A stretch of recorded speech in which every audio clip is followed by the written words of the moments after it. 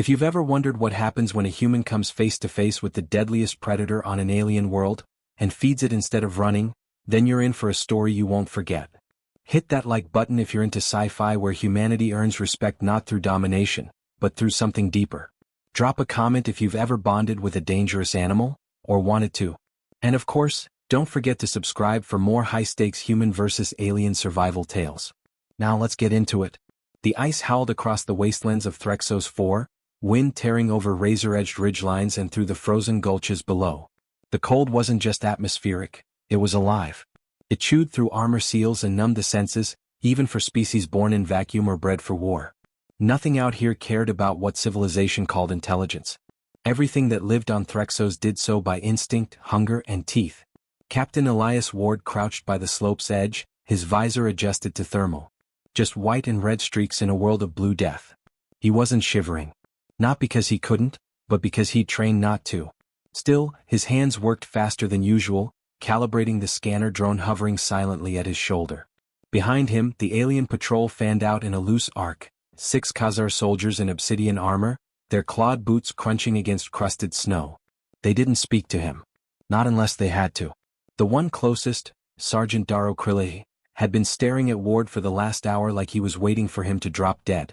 "You humans don't belong on worlds like this," Daro said finally, his voice metallic and hollow through his mask.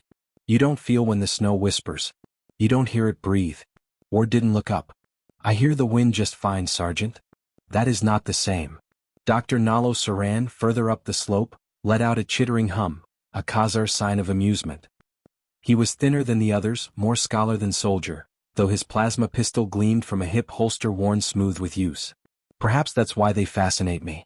They don't listen to the world, they change it." Ward ignored both and tapped into the scanner feed. Red blotches flared to life across his retinal HUD. Small animals, most of them prey species scrambling from the patrol's approach. But one heat signature was different. Slower. Bigger. Bleeding. The drone zoomed in. And there it was. "Got something," Ward said. Daro stalked up behind him and squinted at the feed. The outline was unmistakable even in thermal. 4-legged, massive shoulders, coiled tail. And the telltale sign of crimson heat seeping from its flank. "A razor beast," Daro muttered. "Wounded." Nalo's crest twitched with excitement. Could it be caught in a territorial dispute? "I've always wondered how these species assert dominance in solitude." "Doesn't matter," Daro cut in. "We end it before it becomes a threat. You said humans change the world, Doctor. Let's not let them die changing this one." Ward was already moving. The Khazar hesitated, confused, then followed. They crested the ridge and descended into the gulch. Snow thickened, visibility dropped. The storm was gathering fast now. Threxos storms didn't arrive gradually, they crashed like waves. But Elias had already spotted the dark shape half buried against the rocks. The predator was magnificent. Bigger than a grizzly back on Earth but sleeker. Dark, iridescent fur layered over a scaled underbody, like some twisted mix of jaguar and dragon. Its hind leg had been torn open, claw marks, not plasma burns. Another predator had done this. And yet it didn't run. Couldn't. It raised its head and let out a low, warbling growl that rattled the air.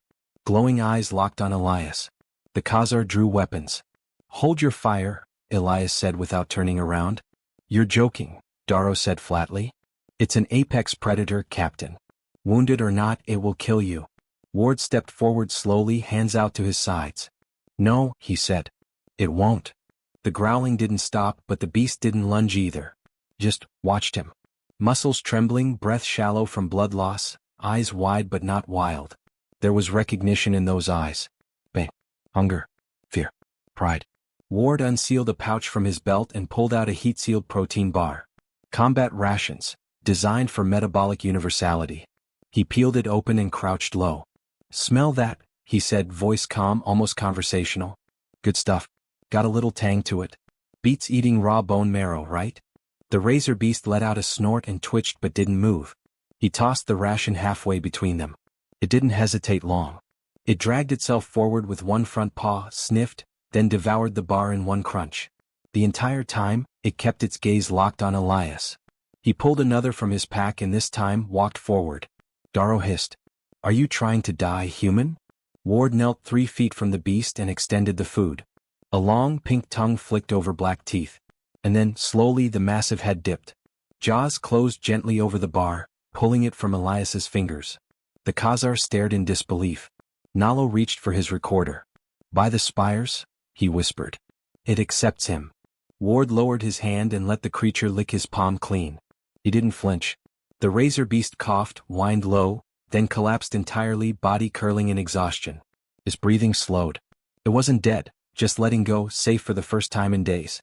Elias stood and turned to the others. "He's not a threat." Daro's mandibles clicked in frustration. "He's a predator.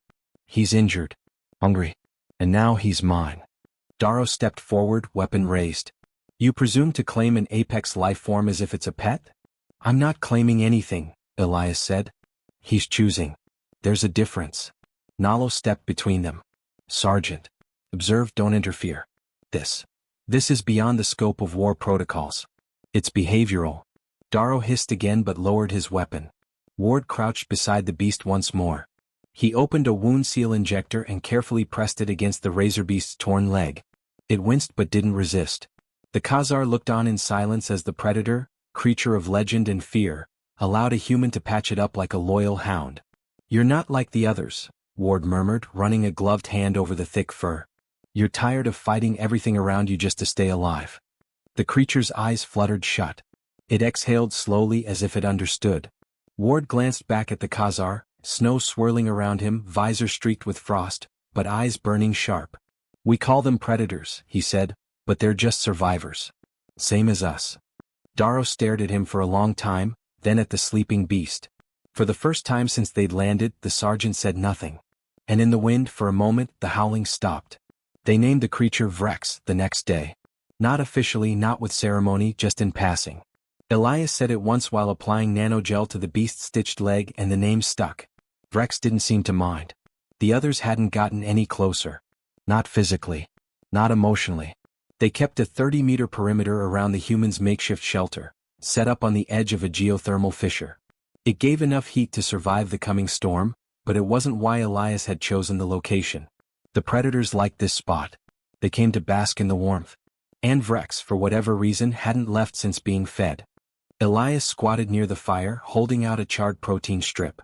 Vrex sniffed, then gently accepted it with those wide, scaled jaws. He didn't devour it this time. He chewed slowly, deliberately, watching Elias the entire time. "You're learning manners," Elias said. The beast made a low huffing sound. Not a growl. Something softer. Nalo watched from the ridge, eyes bright. "It mimics him," he whispered, fascinated. Daro folded his arms. "It tolerates him. That's all. Watch how fast that changes once it's healed." "No," Nalo said. "It's not tolerance. It's imprinting." Daro scoffed. But the scientist wasn't wrong. Something deeper was forming. Vrex didn't just allow Elias near, it followed him. When the human moved around camp, Vrex would lift his head and track him. When Elias tested the edge of the gorge, Vrex limped along behind, alert and observant, head low but eyes scanning the horizon like a guard dog. And when Elias went to sleep, only briefly, never soundly, Vrex curled his body around the outer perimeter, a living wall of fur, scale, and fang. No commands. No leash. Just instinct. Or something close to it. The Khazar didn't understand it. Not really. They had war beasts in their culture, sure. Massive horned reptiles trained to respond to electric pulses and pain circuits. But those creatures were bred in tanks, modified from birth to obey. There was no affection involved. No trust. Vrex had every reason to distrust Elias. He was wounded, starving, a target. And yet he'd chosen the man. Not out of fear. Not out of weakness. Out of recognition. "You still think he's pretending?" Nalo asked Daro later, nodding toward the predator lying calmly beside the human fire. "I think he's biding his time," the sergeant said. "Pain changes behavior. When he recovers, he'll remember what he is." "Maybe," Nalo said, then paused. "Or maybe you're just afraid that humans can do something we never could." Daro turned away without answering. That night, the perimeter alarms triggered. Blades of red light lanced through the storm. Shadows moved at the edge of the geothermal field, six-legged scavengers, likely drawn by the blood trail or the warmth. Threxian split wolves, fast and clever and brutally coordinated.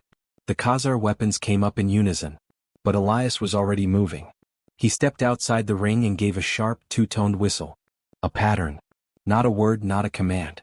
Just a sound Vrex had heard a dozen times during training, always followed by food or praise. Vrex's ears flicked. He stood. And then, with terrifying speed, he was gone, vanishing into the white blur of the storm. Nalo gasped. He sent it into the storm. Darrow reached for his blade. The human just signed his own death warrant. No, Nalo murmured. Watch. The screams came first. Not from Elias. From the scavengers. One by one, red flashes lit up through the mist. A shape moved, huge, silent, deadly. The kind of shape that hunts from instinct sharpened by experience. The kind of shape that doesn't protect territory, it claims it. Moments later, Vrex reappeared, blood steaming from his jaw. No major injuries. A scratch on his flank. He padded to Elias's side, chest heaving with exertion, and sat. Elias didn't flinch. He reached up, rubbed the beast's neck just under the jaw, and muttered something none of the aliens could hear. Darrow looked like his worldview had cracked open. You trained it to kill on command? No, Elias said without looking back. I trained him to trust me. He chose the rest on his own. Later, as they cleaned up the remains and reinforced the perimeter, Darrow approached Nalo under cover of darkness. You really think this is loyalty? He asked. Not just conditioning? Nalo adjusted his recorder. Have you ever seen a war beast protect its handler from a threat it wasn't ordered to neutralize? No. Then yes, Nalo said softly. It's loyalty. The next morning, Elias began actual training. Simple gestures. Hand signs. Tones. Sit. Stay. Follow. At first, Vrex ignored half of them. But Elias didn't punish him. He waited. Repeated the motion. Offered a reward. If it worked, he gave a pat or a soft word. If it didn't, he just tried again. No circuits. No shocks. No pain. And every day Vrex got quicker. Smarter.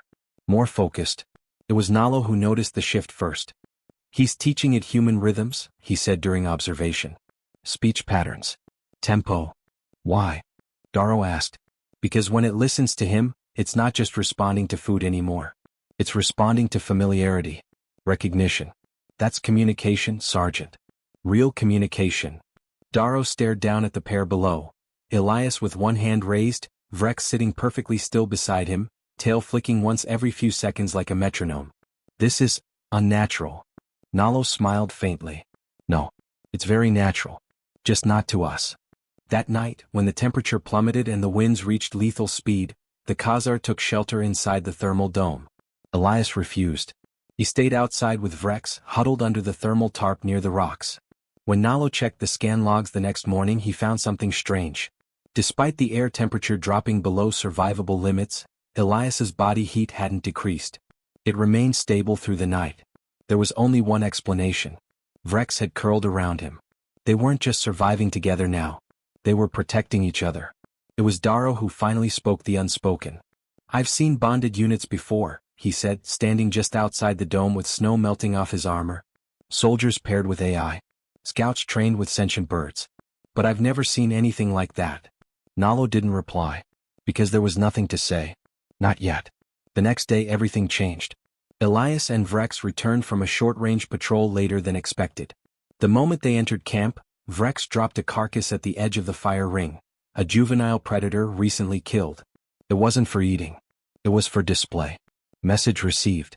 Elias knelt beside the body, examined the bite marks. Defense kill, he muttered. Could have run. Didn't. You're proud of that? Darrow asked, stepping forward. I didn't tell him to kill, Elias said. He decided it was too close to the camp. He made a choice. Darrow stared at him. You act like it's a soldier. It is. He's still a beast. Elias stood, brushing frost from his gloves. So are we, Sergeant. That night, Nalo compiled the first formal log entry for the Khazar Science Council. He debated omitting certain parts. Things that sounded too poetic, too human. But in the end he included everything. The subject, designated Vrex, demonstrates a consistent behavioral bond to Captain Elias Ward. All attempts to provoke or redirect the creature fail unless Elias is present. The Khazar have long believed dominance was the only way to coexist with apex fauna. But this human has achieved something different. Loyalty through compassion. Trust, not conquest. That may be our greatest weakness, and their greatest strength. The file was encrypted and sent. But even Nalo knew deep down that the real transmission had already been made. Not in words. In the way the beast lay beside the fire, eyes always scanning, ears always alert, muscles coiled, but calm. And in the way Elias sat beside him, back straight, one hand resting against scaled fur. No armor. No weapons drawn. Just a man and the monster he'd refused to kill. The first sign of danger wasn't the signal spike. It was the silence. Bird analogs, skyflits, usually chirped and scattered at dawn across Threxos 4. But on this morning the sky stayed dead. No wing beats. No whistles. Just the sound of wind carving through rock. Elias noticed it before the Khazar did. He was outside early, boiling water over a field burner, feeding Vrex scraps of preserved meat. The beast sat beside him, alert but relaxed. Until his ears twitched. Then he stood. Something wrong? Elias asked softly, watching the big predator rise and face the ridge. Vrex didn't growl. Didn't howl. He just stared into the fog, tail stiff, shoulders rigid. Elias followed his gaze and saw nothing. But that meant everything. By the time the proximity alarms lit up, it was too late for protocol. 6 inbound signatures approaching fast. Not native. Not Threxian. Something else. Aliens scrambled. Darrow snapped orders and clipped Khazar dialect. Nalo ducked inside the dome to secure his recordings. Elias didn't move. He stayed crouched beside Vrex, watching the horizon. Varnac, he said. Darrow turned sharply. You recognize the approach pattern? Not the pattern, Elias muttered. The silence. They jam wildlife frequencies. Keeps local predators from warning each other. Varnac raiders use it when hunting sentients. You fought them? Twice. Once on Altaris, once on Ganimos Delta. Darrow hissed. And you survived? Barely. We didn't have a Vrex back then.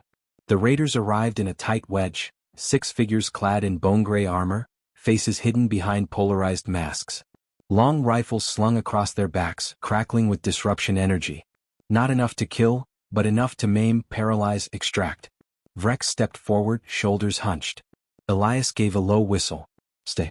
The beast froze, tail flicking once, then sank low to the snow. The Varnac leader raised a hand.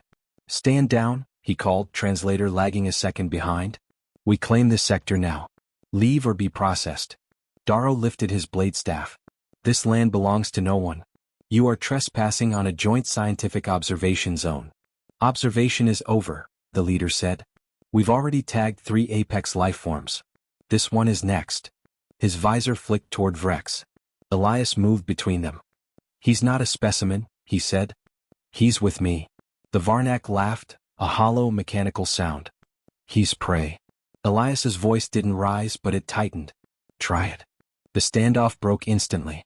One of the Varnac fired, not at Elias but at Vrex. A sonic net hissed from the barrel, crackling as it arced toward the predator. Vrex didn't flinch. Elias gave a sharp click. No. Vrex exploded into motion. The net never landed. Vrex intercepted it midair, his massive body coiling as he launched upward. Claws tore through it like wet paper. Then he hit the shooter. The scream that followed was short. What? Vrex's jaws crushed the raider's torso like a rusted can. He hurled the body aside and pivoted toward the others. The Varnac broke ranks. Elias was already moving, sidearm drawn. He fired once, not at the raiders, but at a sonic disruptor one had deployed on the ridge. It shattered in a bloom of static. Darrow and 2 Khazar joined the fray, flanking the remaining raiders. Nalo stayed back, documenting, but his hands trembled as he whispered Khazar rights under his breath. The fight wasn't long. Vrex didn't just kill, he dismantled. He moved with lethal precision, dodging rifle bursts, rolling through snow, tearing limbs with surgical fury. He didn't go into a frenzy. He followed Elias's signals, clicks, whistles, hand gestures. Not once did he attack without provocation. Not once did he disobey. By the end, only one Varnac remained, the leader, cornered against the geothermal ridge, plasma dagger shaking in his grip. Vrex stalked forward. The raider pointed the dagger at Elias. Call it off, he hissed. It's not natural. No animal should obey like that. Elias holstered his weapon. It's not obedience, he said. It's loyalty. The Varnac lunged. Vrex pounced. The dagger never reached Elias. Vrex knocked the raider out of the air mid-leap and pinned him. He didn't kill him, not yet. He looked at Elias, waiting. A decision. Leave him, Elias said after a long pause. Let him remember. Vrex backed away, muscles rippling, breath steaming in the air. The raider scrambled to his feet and ran, disappearing into the fog. Darrow watched it all in silence. Blood steamed on the snow. One of the Khazar picked up a severed Varnac rifle and examined it without comment. Only when the echoes of battle had died did the sergeant speak. He waited for your command. He wanted to kill, Elias said. But he waited. You said it wasn't obedience. It's not. It's respect. Darrow looked at the predator, then at the man beside him. I fought with brothers who didn't wait for orders like that. Elias crouched beside Vrex and rubbed behind his ears. The beast let out a deep chuff and closed his eyes. You fight with weapons, Elias said. I fight with trust. Later, around the fire, Nalo finished his field report. He didn't bother encrypting it this time. Instead, he read it aloud. Captain Elias Ward has demonstrated not only survival compatibility with apex species but a profound emotional synchronization. Subject Vrex, once a wild predator feared for its territorial aggression, now responds to nonverbal cues, protects assets, and prioritizes the safety of others. This is not domestication. This is partnership.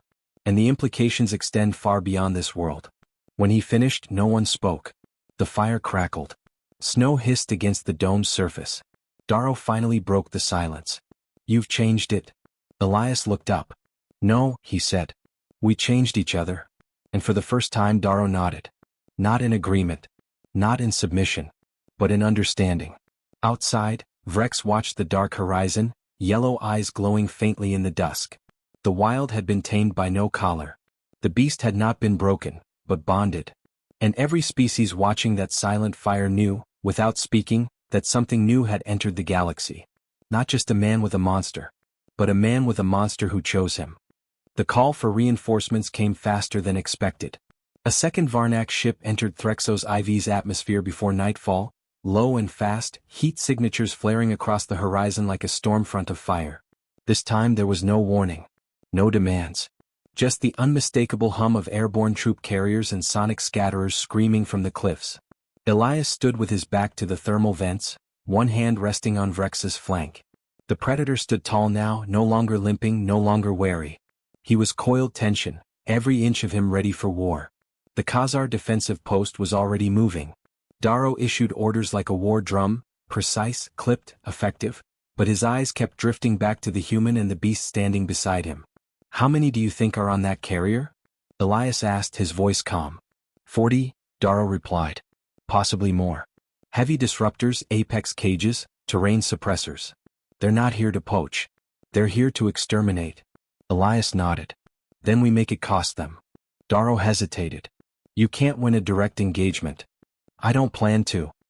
He knelt beside Vrex, pressing his forehead gently against the beast's massive skull. Vrex closed his eyes and let out a slow, rumbling breath. It wasn't affection. It was alignment. Two predators sinking in silence. Elias rose. They came here thinking they were the apex. Let's show them what a real one looks like. By the time the Varnac drop troops reached the outer ridge, the geothermal field had been abandoned. No bodies. No weapons left behind. Just prints in the snow, leading deep into the canyon woods. The first squad followed without hesitation. They never saw what hit them. Vrex dropped from the ridge like an avalanche. He didn't roar. Didn't scream. He killed with precision like a blade wielded by thought.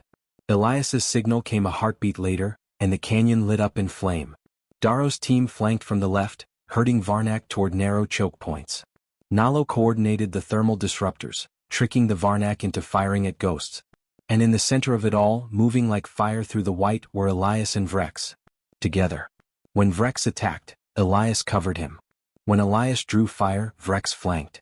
The pair moved in perfect sync, a man and a monster acting as a single terrifying entity. The Varnac had numbers. They had technology. But they didn't have understanding. They didn't understand that predators didn't follow orders because they were told. They followed when they trusted. When they believed. The battle lasted 19 minutes. The Varnac fled before the 20th. 3 drop ships lifted off in desperation, abandoning equipment, comrades, strategy. They left Threxos for the same way they had come, fast, loud, and blind. By dawn it was over. Bodies lay scattered across the snow, their heat fading. The Khazar moved through the aftermath with precision, scanning, documenting, retrieving. Vrex stood atop a rise, blood drying on his fur, eyes sharp as ever. Elias stood beside him, not with dominance, not with pride, just stillness. As equals. Darrow approached, armor scorched, blade cracked. You led them. Elias turned slightly. No. He did. The sergeant looked up at the predator, then back at the man. I was wrong about you, he said. About humans. Elias said nothing. He didn't need to. Nalo stood apart from them, already recording, voice soft but unwavering. The Varnac will return, he said. But next time they'll come differently. Not because of what they lost, but because of what they saw. Elias glanced at him. And what was that? Nalo lowered the recorder. A man who could walk beside something that should have killed him. A creature that chose to protect rather than hunt. And a bond stronger than pain or command. They saw something they couldn't understand. And that terrified them. Elias looked down at the snow-covered battlefield. Then at Vrex. Good. That night the wind returned. Cold and sharp. The fire burned low, but the camp didn't sleep. No one wanted to. They gathered around in silence, Khazar and human, predator and prey. No ranks. No protocol. Just survivors. Elias sat with Vrex curled beside him, the great beast's head resting near his feet. Darrow stood nearby, arms crossed, eyes distant. He'd removed his helmet. His crest was bruised, a long gash running across the side. Will you keep him? He asked. Elias looked down. I didn't keep him. He stayed. Nalo nodded. And if he leaves? He leaves, Elias said simply. That's the point. For a moment no one spoke. Then Darrow said something strange. Your kind, you form attachments that last beyond logic. It's not efficient. It's not safe. Elias smiled faintly. No. But it's real. Vrex let out a low, contented growl and shifted closer. Darrow shook his head. I've seen loyalty beaten into creatures. Seen soldiers who followed orders to the death. But I've never seen anything like this. Not chosen. Not like this. Nalo looked up from his recorder. Maybe that's why humans scare us. You don't need to dominate. You inspire. Elias leaned back against the rock and looked into the fire. His fingers rested gently on the coarse fur beside him. They thought feeding a predator was a mistake, he said quietly. They didn't realize that was just the beginning. Nalo hit send on the transmission log. A report that would ripple across the science councils, across the military branches, across the species of the known sectors. The story of the man who didn't cage the beast. Who didn't tame it. Who simply met it, scar for scar, and earned its trust. And beside that man, the creature that had chosen not to kill, but to stay. At the edge of the firelight, Vrex lifted his head, eyes catching the stars overhead. He blinked once, slowly. Then returned his gaze to the only being in the galaxy he answered to. The one who had fed him. The one who had stood between him and a gun. The one who never asked for loyalty but received it anyway. They had come to Threxos expecting to study death. Instead they found something far more powerful. Something alive. Something bonded. And the galaxy, whether it was ready or not, had just been introduced to the most dangerous kind of apex predator imaginable. A human with a friend. 3 weeks later the council ship arrived. It descended like a blade into the snow-covered plains, silent and gleaming, far larger than the Khazar expected and far too early for a scheduled science rotation. The vessel bore no weapons, visibly, but the kind of political gravity that made everyone instinctively stand straighter. Elias watched it from the edge of the ridge, one hand resting on Vrex's thick mane. The beast stood beside him, eyes narrowed, ears flicking. He didn't like the smell of the ship, or the stillness it brought. Neither did Elias. Nalo approached first, flanked by a Khazar diplomat and 2 armed escorts. Their presence wasn't for safety. It was for symbolism. The message was clear. We are watching. They've come to speak to you, Nalo said, pausing a few paces away. Not to us. Elias didn't respond right away. His eyes stayed locked on the open ramp descending from the ship. A figure emerged, tall, draped in crimson and silver ceremonial robes, flanked by 2 council guards. Nalo continued quietly. They've seen the reports. Yours. Mine. Darrow's. Even the Varnac prisoners are talking now. What you did here, what you built, they see it as unpredictable. Some fear it. Elias finally looked at him. They should. The council envoy stepped into the snow, boots making no sound. His face was lined, expression unreadable. He stopped a safe distance away and examined Elias like a biologist might observe a newly discovered species. Then his gaze shifted, carefully, to Vrex. The Predator met his eyes without blinking. The envoy clasped his hands. Captain Ward. The Council has reviewed the events of Threxos 4 with considerable urgency. I figured. Your actions disrupted an interspecies conflict, compromised a scientific mission, and fundamentally altered our understanding of apex-host interactions. You're welcome. The envoy hesitated. This creature, Vrex, is no longer classified as wild.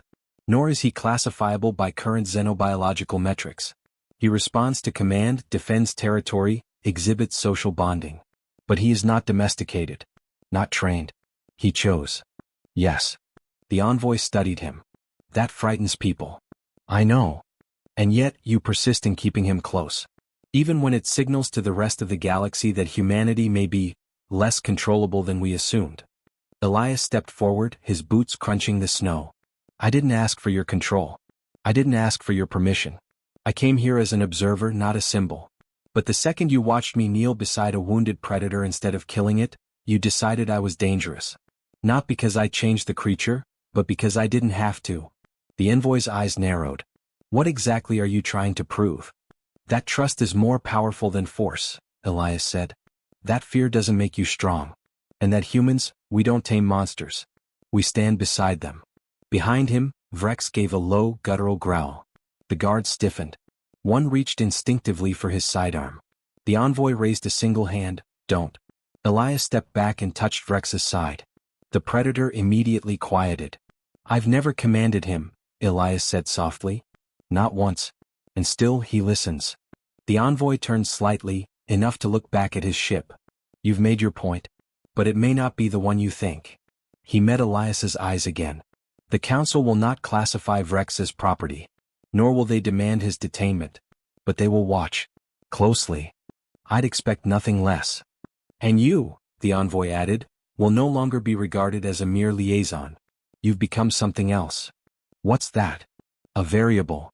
The envoy gave a short bow, not of respect, but recognition. Then he turned and walked back to the ship. No shots were fired. No threats exchanged.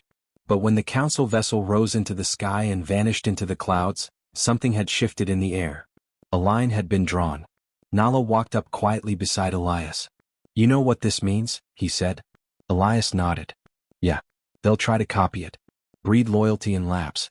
Simulate what happened here. They'll fail, Nala said. Because they won't understand that it only works when it isn't forced. Elias looked down at Vrex. The beast yawned, stretched, and sat like a giant cat beside a fire. They don't understand yet, Elias said. But they will. That night, a message came through the deep wave relays. Encrypted, urgent, confidential. The Khazar military had begun re-evaluating its war beast programs. Other species had sent inquiries about human bonding methodologies. The Varnac had withdrawn 2 entire fleets from known predator worlds. Across the galaxy the story was spreading. Not as a tactical report. Not as military analysis. But as a legend. The man who fed the monster. The one who was followed, not feared. The one who changed a predator without ever breaking it. Darrow sat beside the fire that night, staring into the flames. They'll make you a symbol, he said. Use your name. Your image.